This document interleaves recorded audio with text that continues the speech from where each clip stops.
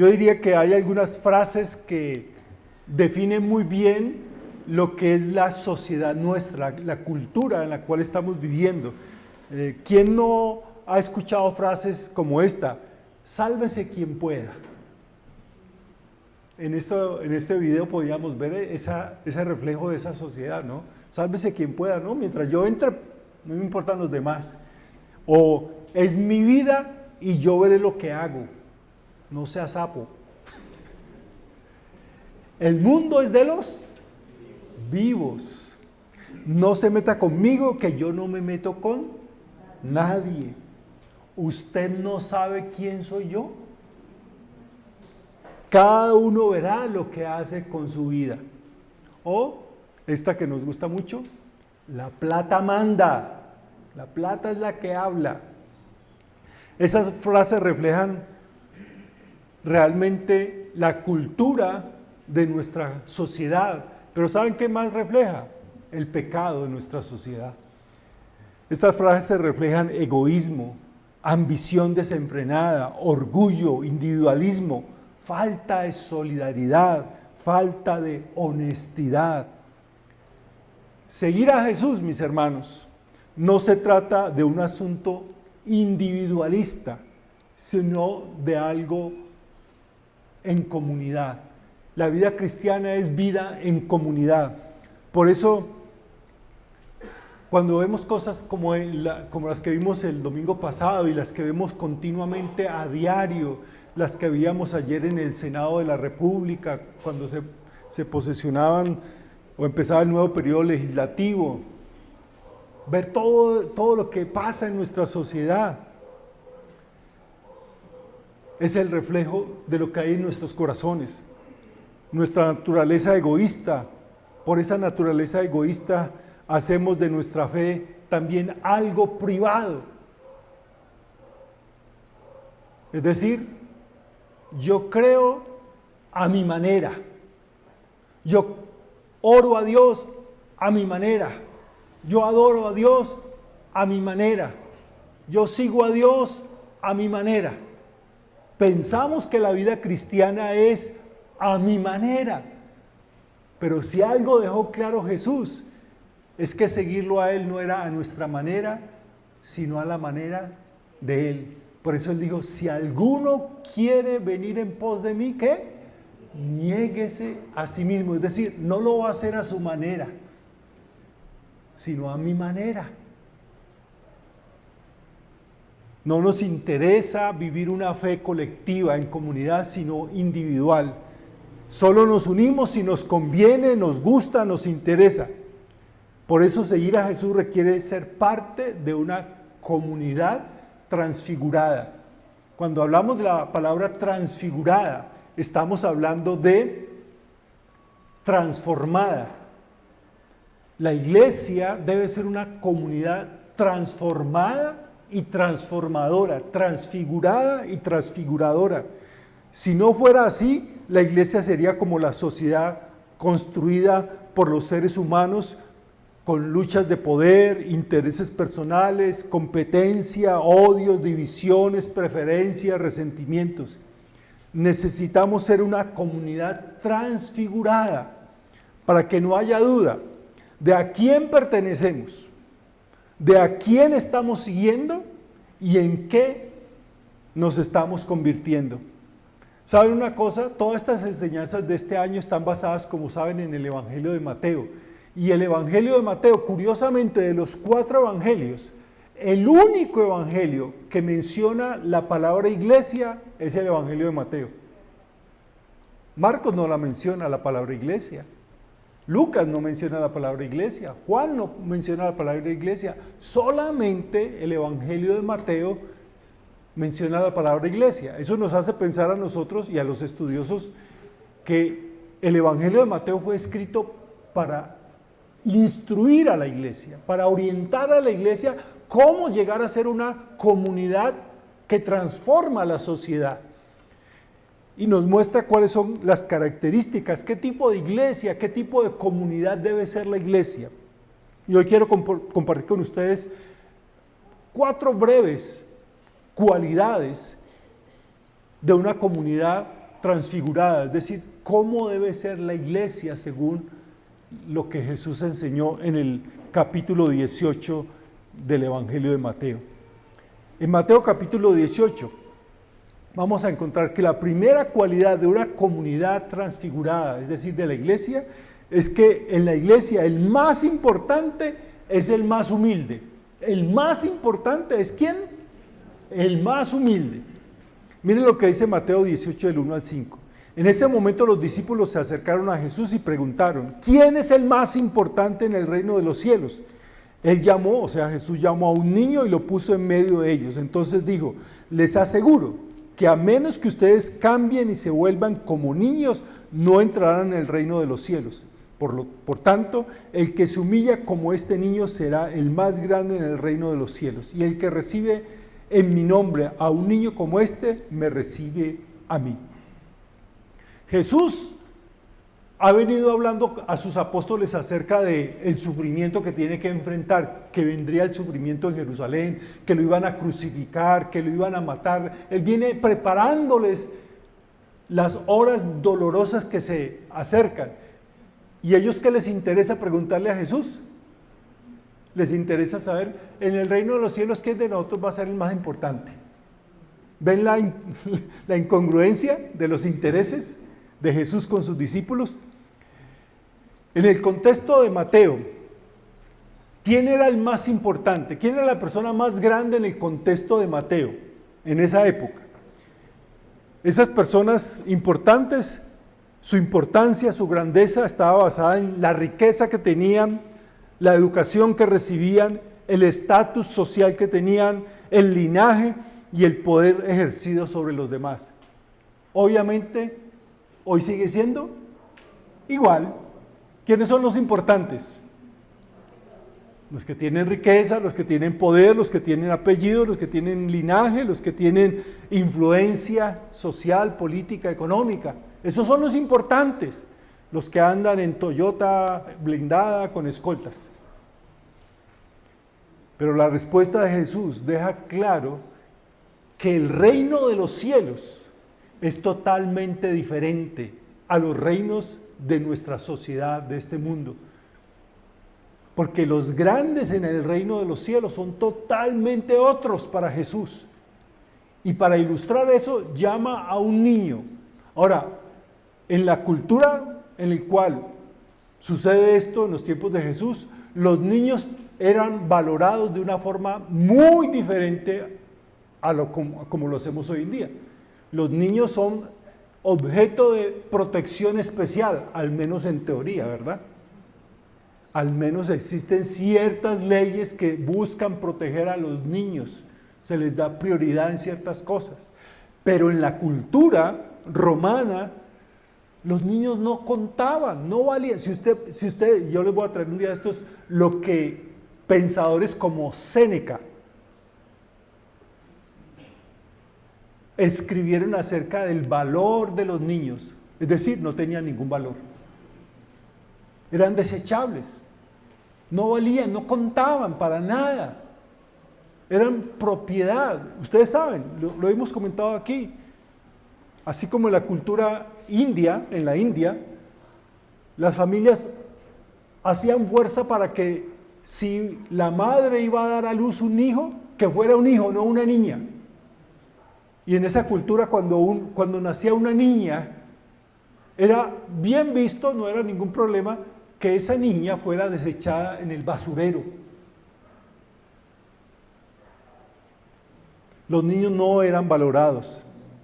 Pero lo que Jesús hace es un cambio dramático.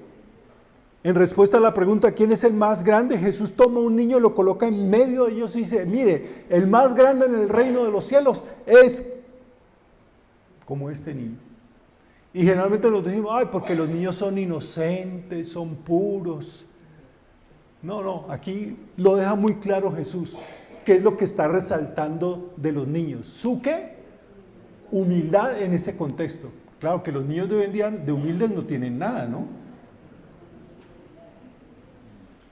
¿Quién manda en las casas hoy en día? ¿Quién manda? Es otra cultura.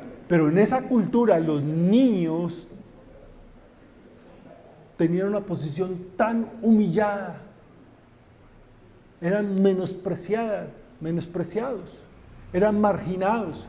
Jesús dice, así son los más grandes en el reino de los cielos, los humildes, los que tienen la capacidad de buscar no la grandeza, sino la humildad. Y Jesús dice, a menos que nos convirtamos en humildes como niños, no podremos participar en el reino de los cielos. La humildad es la grandeza en el reino de los cielos. La respuesta de Jesús trastorna las cosas para los discípulos también de otra manera, porque miren, están asumiendo que ellos están dentro del reino de los cielos. ¿Quién de nosotros es el más grande en el reino de los cielos? Jesús los desafía con estas palabras, dice, si ustedes quieren entrar en el reino de los cielos, tienen que cambiar. O sea, ellos no tenían ni siquiera un pie en el reino de los cielos. Tal vez nosotros que estamos aquí domingo tras domingo, que leemos la Biblia, creemos que estamos en el reino de los cielos, porque venimos a la iglesia, leemos la Biblia y oramos, y decimos, Dios le bendiga hermano, gloria a Dios, aleluya. Y nos sabemos unos cuantos versículos de memoria y unas cuantas canciones, las cantamos. ¿Y la humildad qué? ¿Y de la humildad qué? No pase por alto lo que dice el versículo 5. Jesús dice, y el que recibe en mi nombre a un niño como este, me recibe a mí. Jesús se hace parte de los humildes, siempre se hizo parte de los humildes. Y Él dice, y deja claro, que nosotros debemos hacernos humildes como niños.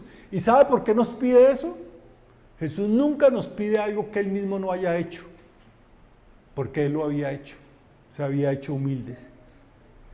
Ahora, en segundo lugar, en una comunidad transfigurada, nadie es dejado a un lado, nadie es dejado a un lado. Mateo 18, 6 al 14 dice, pero si alguien hace pecar a uno de estos pequeños que creen en mí, más le valdría que le colgaran al cuello una gran piedra de molino y lo hundieran en lo profundo del mar. Hay del mundo por los tropiezos son inevitables, pero hay de aquel que los ocasiona. Si tu mano o tu pie te hacen pecar, córtatelo y arrójalo. Más te vale entrar en la vida manco, cojo, que ser arrojado en el fuego eterno con tus dos manos y tus dos pies. Y si tu ojo te hace pecar, sácatelo y arrójalo. Más te vale entrar tuerto en la vida que con dos ojos ser arrojado al fuego del infierno. Miren que no menosprecien a uno de estos pequeños, porque les digo que en el cielo los ángeles de ellos contemplan siempre el rostro de mi Padre Celestial. ¿Qué les parece? Si un hombre tiene 100 ovejas y se extravía una de ellas, ¿no dejará las 99 en las colinas para ir en busca de la extraviada? Y si llega a encontrarla, les aseguro que se pondrá más feliz por esa sola oveja que por las 99 que no se extraviaron. Así también el Padre de ustedes, que está en el cielo, no quiere que se pierda ninguno de estos pequeños. ¿Cómo podríamos resumir todo esto que acabo de leer? Una forma muy sencilla. En la comunidad de la iglesia, una comunidad transfigurada, no coloca obstáculos a los más pequeños que les impida a esos obstáculos seguir a Jesús. Jesús está diciendo todo esto que acabo de leer, que suena como raro, ¿no? Que le amarren una ¿qué? Una piedra de molino y le echen al agua, a lo profundo del agua, o que se saque un ojo, que se corte una mano. No está diciendo que eso es lo que llama lenguaje hiperbólico. Es una forma exagerada de decir algo para hacer énfasis en una verdad. ¿Y cuál es la verdad que Jesús hace? Nosotros no podemos menospreciar a nadie, y esa forma de menospreciar es como a veces en las iglesias se colocan obstáculos a las personas que están llegando queriendo conocer al Señor. Ay no, aquí en la iglesia, si usted quiere ser de la iglesia, usted no se puede vestir así. Usted no puede caminar así. Usted no se puede peinar así. No se le ocurra oír esa clase de música, eso es del mundo, eso es satánico. Y empezamos a colocar una cantidad de obstáculos para las personas. Y entonces es como aquella persona que se coloca en la puerta, ni entra ni deja entrar a nadie.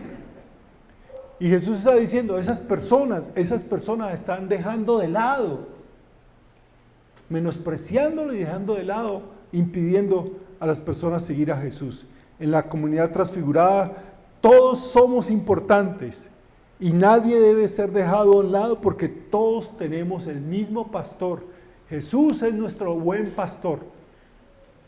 Y si Él es el pastor de todos nosotros, le importamos a Él todos nosotros. Para Jesús, nadie aquí es más importante que otra persona. Yo voy rápido. En la tercera, en una comunidad transfigurada, se requiere asumir responsabilidad. Se requiere asumir responsabilidad. En Mateo 18, 15 al 20 dice, si tu hermano peca contra ti, ¿alguna vez le ha pasado eso? Ay, no, a ninguno le ha pasado eso, sí, ya. Nunca ha tenido un problema con nadie. Si tu hermano peca contra ti, ve a solas con él y hazle ver su falta. Si te hace caso, has ganado a tu hermano.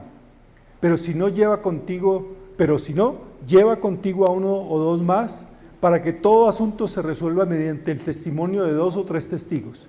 Si se niega a hacerles caso a ellos, díselo a la iglesia, y si incluso a la iglesia no le hace caso, trátalo como si fuera un incrédulo o un cobrador de impuestos. La vida en comunidad es el ideal. Fuimos creados por Dios para vivir en comunidad, pero la vida en comunidad no es fácil, es difícil. Ni la iglesia en su conjunto, ni los individuos dentro de ellas somos perfectos. Tenemos grandes diferencias, pero esas diferencias pueden ser de opinión, de tradición, de partido político, de ideología, de equipo de fútbol, lo que sea. No se puede permitir que creen barreras de separación. Una de las cosas más valiosas de la iglesia es que aquí nos podemos sentar en las mismas condiciones, tantas personas tan diferentes, y todos ser tratados de la misma manera, con el mismo valor, sin menospreciar a nadie porque no tenga un título, no tenga un apellido, no tenga poder económico. Aquí, por eso nos llamamos todos entre nosotros, ¿qué? Hermanos. Hermanos. Crear y fomentar y mantener divisiones en la iglesia del cuerpo de Cristo es como desmembrar el propio cuerpo de Cristo. Por eso se espera que cada uno de nosotros que nos decimos parte de la comunidad transfigurada seamos responsables por la reconciliación cuando surjan las dificultades. Siempre me escuchan decir esto. El problema no es tener problemas. El problema es cómo solucionamos nuestros problemas. Porque aquí también nos enojamos, porque aquí también alguien mira mal a alguien y le tuerce, como dice, le tuerce la boca. ¿Sí? Aquí también sentimos molestia con aquella persona que no piensa como yo, que no me saludó. Ay, es que es como tan creído. No, yo no le hablo. Aquí también. Lo mismo, porque somos seres humanos imperfectos. Ese no es el problema. El problema es que Jesús nos dice que esos problemas los solucionamos de otra manera. Nosotros sabemos cómo la gente afuera soluciona esos problemas. Pues si no me hablan, yo tampoco le hablo. Y si me hace daño, yo le hago el doble. Y si habla mal de mí, yo le hablo también. Y si me pega, yo le devuelvo. Jesús dice, no, hay que cortar con eso. La iglesia no es el cielo, pero sí está llamada a dar ejemplo de cómo actuar cuando se crean los conflictos. El camino es la reconciliación y esa es nuestra responsabilidad. Escuchen, la reconciliación es la responsabilidad de quienes seguimos a Jesús. La reconciliación es la responsabilidad de la iglesia. La reconciliación es la responsabilidad de cada creyente en Cristo. Sí, la iglesia es responsable de dar ejemplo de reconciliación en este mundo, pero en este país tan polarizado, las iglesias también se polarizaron.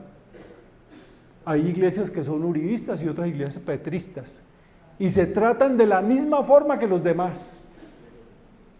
Hay cristianos uribistas y petristas y se tratan igual que los demás, olvidándose la responsabilidad que tenemos de ser instrumentos de reconciliación, porque eso es lo que hace una comunidad transfigurada. Asume la responsabilidad de la transfiguración, porque en una comunidad transfigurada, y este es el cuarto y último punto, el perdón no es una opción. El perdón no es una opción. Y vamos a leer un largo texto, o sea que acomódese y no se me va a dormir. Mateo 18, 21 al 35. Pedro se acercó a Jesús y preguntó: Señor, ¿cuántas veces tengo que perdonar a mi hermano que peca contra mí? ¿Hasta 7 veces? No te digo que hasta 7 veces, sino hasta 70 veces 7, contestó Jesús. Por eso el reino de los cielos se parece a un rey que quiso ajustar cuentas con sus siervos. Al comenzar a hacerlo, se presentó uno que le debía 10,000 monedas de oro. 10,000 monedas de oro. ¿Sabe cuánto son 10,000 monedas de oro? Algunos dicen, no, esos son millones. No, no son millones. Ah, esos son cientos de millones. No, no son cientos de millones, son miles de millones. Jesús está exagerando. Obviamente, Jesús usaba la exageración, la hipérbole, para dar impacto a lo que está diciendo. O sea, una persona que le debe miles de millones. Versículo 25. Como él no tenía con qué pagar, el Señor mandó que lo vendieran a él, a su esposa y a sus hijos y todo lo que tenía para así saldar la deuda. El siervo se postró delante de él: tenga paciencia conmigo, rogó, y se lo pagaré todo. ¿Se lo pagaré todo cuándo? El Señor se compadeció de su siervo, perdonó su deuda y lo dejó en libertad. Al salir aquel siervo se encontró con uno de sus compañeros que le debía 100 monedas de plata. O sea, no le debía ni siquiera millones, le debía apenas unos cuantos cientos de miles. Lo agarró por el cuello y comenzó a estrangularlo. Págame lo que me debes, exigió. Su compañero se postró delante de él: ten paciencia conmigo, rogó, y te lo pagaré. Pero él se negó, más bien fue y lo hizo meter a la cárcel hasta que pagara la deuda. Cuando los demás siervos vieron lo ocurrido, se entristecieron mucho y fueron a contárselo a su señor todo lo que había sucedido. Entonces el Señor mandó llamar al siervo. Siervo malvado, le dijo, te perdoné toda aquella deuda porque me lo suplicaste. ¿No debías tú también haberte compadecido de tu compañero, así como yo me he compadecido de ti? Y enojado, su señor le entregó a los carceleros para que lo torturaran hasta que pagara todo lo que debía. Así también mi Padre Celestial los tratará a ustedes, a menos que cada uno perdone de corazón a su hermano. En un mundo lleno de odio, de violencia, de divisiones, de resentimientos, de discriminación, la iglesia, como una comunidad transfigurada, es llamada a vivir y a enseñar con su ejemplo cómo se puede superar todos esos males que causan tanto dolor en nuestro país. Jesús enseñó que el camino no es odiar más, sino que perdonar más. El camino no es separarnos, sino reconciliarnos. El camino no es la venganza, sino el perdón. El camino no es polarizarnos más, sino respetarnos más. Porque escuchen esto, para que quede claro, para quien sigue a Jesús, el perdón no es una opción, sino una obligación. Y yo sé que eso, algunos dicen, no, eso no puede ser así. Cuando usted lee las enseñanzas de Jesús, esa es la conclusión que uno saca. Si yo he tomado la decisión de seguir a Jesús, si yo me atrevo a decirme cristiano y seguidor de Jesús, el perdón no es una opción para mí, es una obligación. Yo sé, hay muchas personas en nuestra cultura que dicen lo siguiente: yo no perdono porque solamente el único que puede perdonar es ¿quién? Dios. Y yo lo he escuchado incluso de muchos de ustedes. Yo le dije, ¿y estas personas nunca han orado o han escuchado el Padre Nuestro? La oración más común de todas, para los cristianos de todo ámbito, es el Padre Nuestro, ¿verdad? Y hay una pequeña frase del Padre Nuestro que dice, perdona nuestras, ¿qué? Ofensas, como también nosotros perdonamos a los que nos ofenden. En el Padre Nuestro, cuando usted ora el Padre Nuestro, está diciendo que usted está dispuesto a hacer por los demás lo que Dios hizo por usted. Y que si usted no está dispuesto a hacer lo que Dios hizo por usted, entonces no espere que Dios le perdone. Si no estoy dispuesto a perdonar, no espere que Dios me lo perdone. En la comunidad transfigurada perdonamos. ¿Por qué hemos sido perdonados? No porque las otras personas lo merezcan.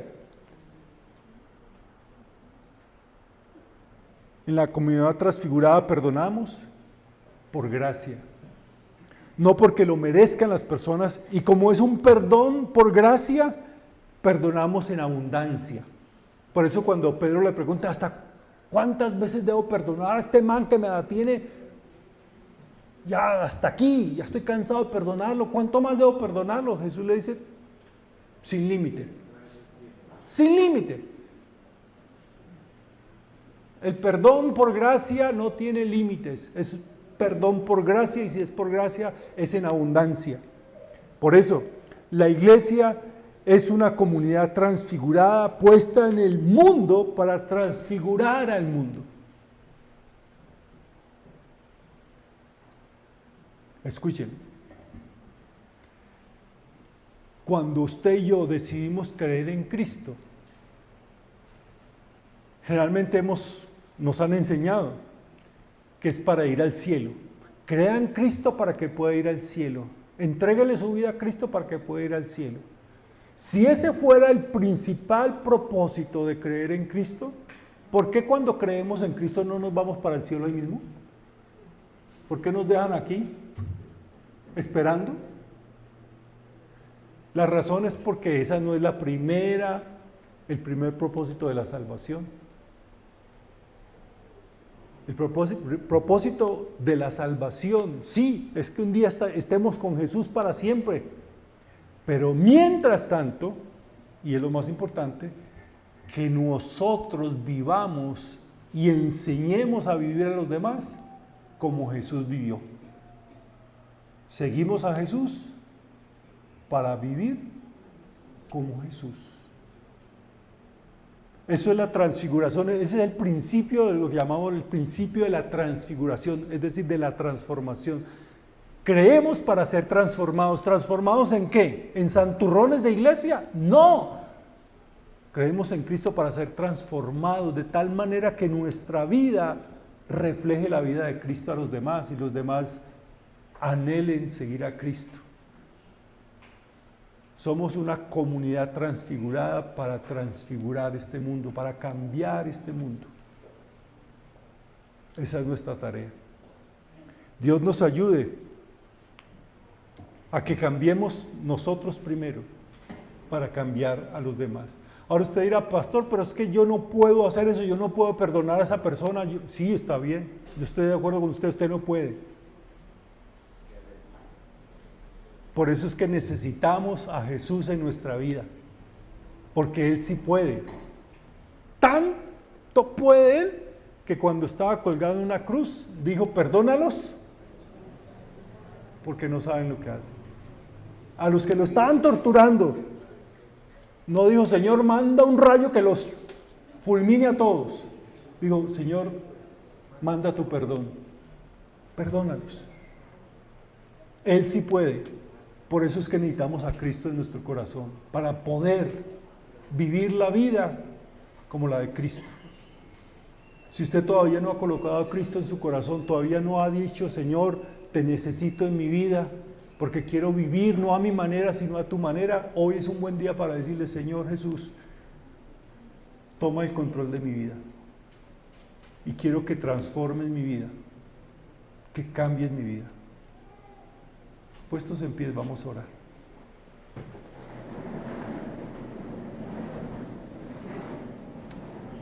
Padre Santo, estamos delante de ti como una comunidad transfigurada, que tú estás transfigurando para que lleguemos a ser todos reflejo de Jesús.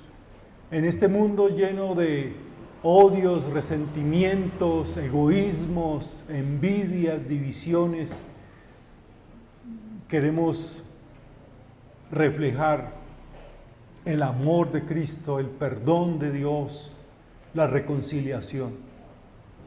Perdónanos por cada vez que hemos actuado no como Jesús, sino como nosotros queremos actuar, como actúa toda la gente, con odios, con venganza, con resentimientos, con amarguras, igual que todos.